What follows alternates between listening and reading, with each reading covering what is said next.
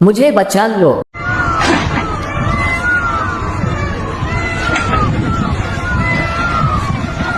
ये आवाज किसी इंसान की नहीं थी, ये आवाज थी उस जमीन की, उस जंगल की, उस मोर की, जो बोल तो रहा था पर कोई सुन नहीं रहा। हैदराबाद की यूनिवर्सिटी में जो हो रहा है वो सिर्फ एक प्रोजेक्ट नहीं है, ये हमारी नैतिक हार है। और अगर हमने अब आवाज नहीं उठाई तो कल आपके शहर में भी यही होगा। हैदराबाद सेंट्रल यूनिवर्सिटी एक सपना था। 1970 में जब इसकी नींव रखी गई तो सिर्फ एक एजुकेशनल इंस्टीट्यूशन नहीं बनाया गया, एक पूरा इकोसिस्टम तैयार किया गया।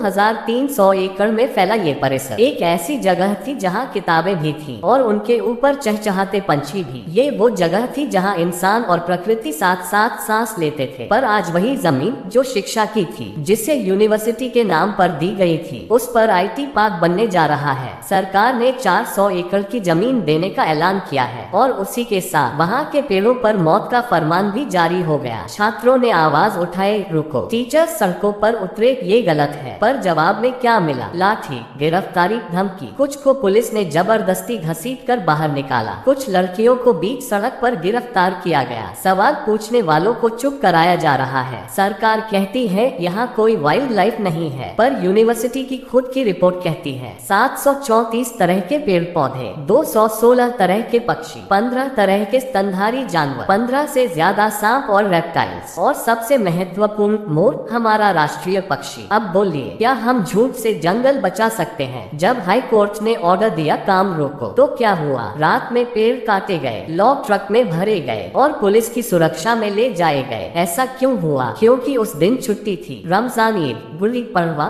कोर्ट बंद था, मतलब पूरा सिस्टम सेट था। RTI में पता चला कि मास्टर प्लान के मुताबिक ये एरिया पार्क जोन में आता है, यानी यहाँ किसी भी कमर्शियल निर्माण की इजाजत है ही नहीं। तो सवाल ये है, किसके कहने पर ये जमीन IT कंपनी को दी जा रही है? क्या पैसा पेड़ से बड़ा हो गया? मेरे दोस्त वहाँ यूनिवर्सिटी में पढ़ते हैं। एक ने मुझे रोते हुए कॉल किया, बोला, भाई मोर भाग रहे हैं जंगल से, उनके पंख टूट गए हैं, हम कुछ नहीं कर पा रहे। मुझे लगा मैं कुछ नहीं कर सकता, फिर मुझे याद आया हम आवाज उठा सकते हैं। हर उस इंसान को बताना जरूरी है जो सोचता है कि ये सिर्फ हैदराबाद का मामला है। नहीं भाई, ये देश के भविष्य का मामला है। मैं पिछले 4 सालों से शुभ जीवन के तहत पेड़ लगा रहा हूँ। अभी तक 1.6 लाख से ज्यादा पेड़ BPL किसानों को डोनेट कर चुके हैं। एक पेड़ को बड़ा करने में 3 से 5 साल लगते हैं और कटने में सिर्फ एक मशीन, सिर्फ एक ऑर्डर। मैं जानता हूँ पेड़ का दर्द क्या होता है, इसलिए आज खड़ा हूँ उनके लिए जिनकी जुबान नहीं, सिर्फ पत्तों की सिसकियाँ हैं। हम टेक्नोलॉजी से प्यार करते हैं, लेकिन क्या टेक्नोलॉजी का मतलब सिर्फ बिल्डिंग्स है? क्या हमारा विकास पेड़ों की कुर्बानी पर टिका होना चाहिए? क्या हम अपने बच्चों को ऐसी हवा देना चाहते हैं जो सांस लेते ही उन्हें बीमार कर दे? हैदराबाद आज है,